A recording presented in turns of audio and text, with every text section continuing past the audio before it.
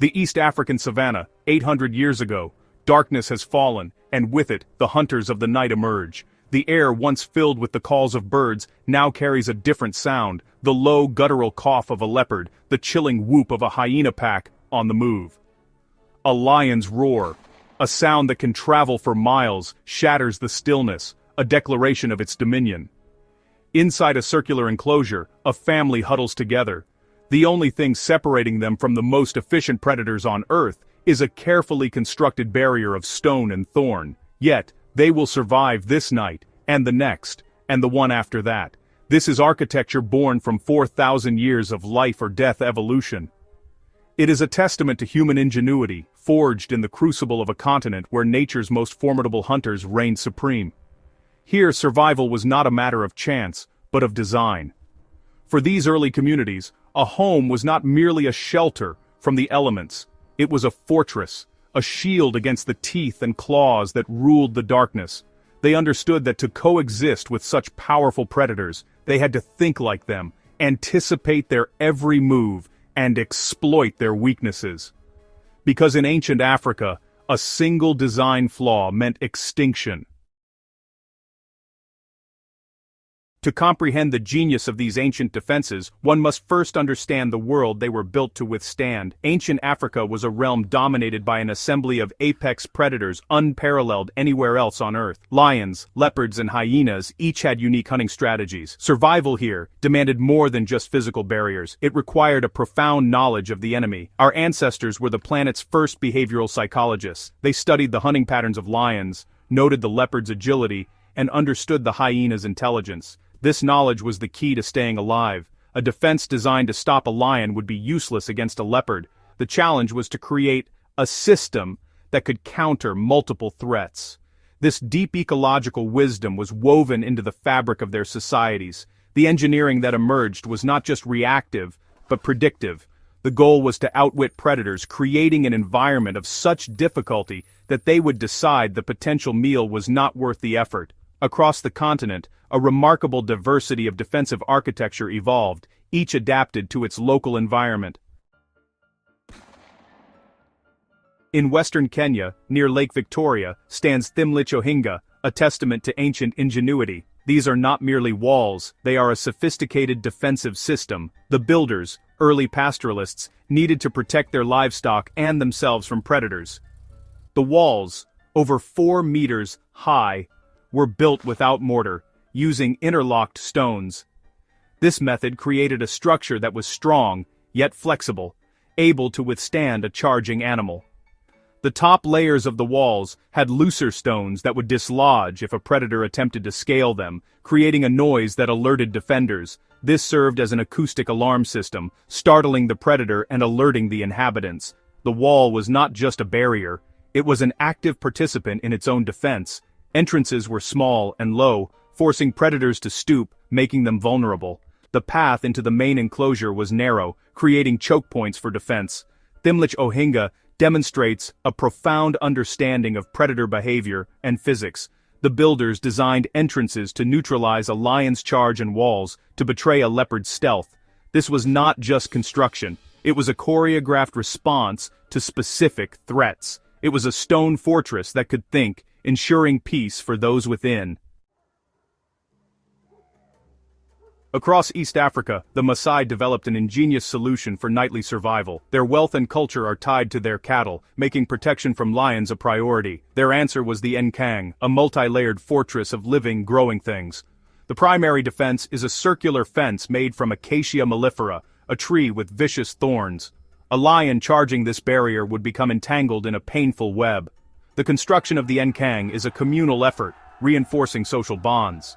The circular shape eliminates corners, natural weak points in any structure. Within the outer ring, a second enclosure protects the most vulnerable livestock. The huts, arranged in a circle, form another layer of defense. Elevated sleeping arrangements provide a significant advantage, improving the ability to hear threats. This system is a living fortress, using nature's defenses to create a sanctuary. The layered circular design maximizes visibility and eliminates weak points. The Maasai Nkang is a profound example of using nature's defenses to create a sanctuary. It is a system so effective that it is still used today, a testament to a design perfected over centuries. The Masayan Kong is a profound example of using nature's own defenses to create a sanctuary. In the Ethiopian highlands, ancient peoples faced threats from predators and rival groups. They integrated their communities into the land, carving sanctuaries from towering cliffs. Settlements were established on flat mountaintops, with narrow, easily defended paths. The landscape itself formed the first and most formidable wall. Where natural cliffs weren't enough, they were augmented with engineering feats. Entrances to rock shelters were maze-like, confusing intruders. Water systems were engineered to secure supplies during sieges. Hidden escape routes ensured inhabitants were not trapped. The Ethiopian highland fortresses represent a fusion of natural geography and human architecture. They demonstrate a strategic mindset that considered walls, resources, and escape routes. By living among the clouds, these peoples placed themselves beyond the reach of earthbound dangers. They transformed mountains into guardians, creating secure and dramatic habitats. The Ethiopian highland fortresses represent a total fusion of natural geography and human architecture. They demonstrate a strategic mindset that thought in 3 dimensions, considering not just walls, but lines of sight, access to resources, and avenues of escape. Along the Bandiagara escarpment in Mali, the Dogon people took elevated defense to an extreme. They built homes and granaries high on cliff faces, creating gravity-defying villages.